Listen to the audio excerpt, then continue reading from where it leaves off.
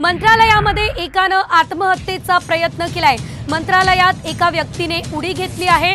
जाळीवर पडल्याने या व्यक्तीला सुरक्षित बाहेर काढण्यात आलेला आहे। हा व्यक्ती सुरक्षित असल्याची माहिती आहे।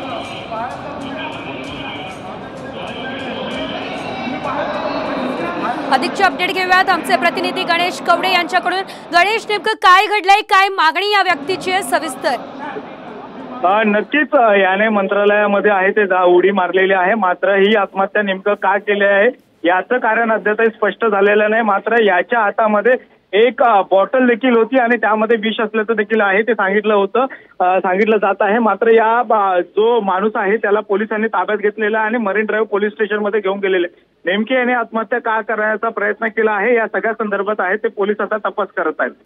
निश्चितच धन्यवाद गणेश दिलेल्या सर्व अपडेट्ससाठी। तर ही दोन महत्त्वाची दृश्य, एकीकडे या व्यक्तीने आत्महत्येचा प्रयत्न केला तर दुसरीकडे पोलिसांनी या व्यक्तीला ताब्यात घेतलंय आणि आता त्यांना पोलीस स्थानकामध्ये देखील नेण्यात आलेला आहे। ही साम टीव्हीची एक्सक्लुझिव्ह दृश्य।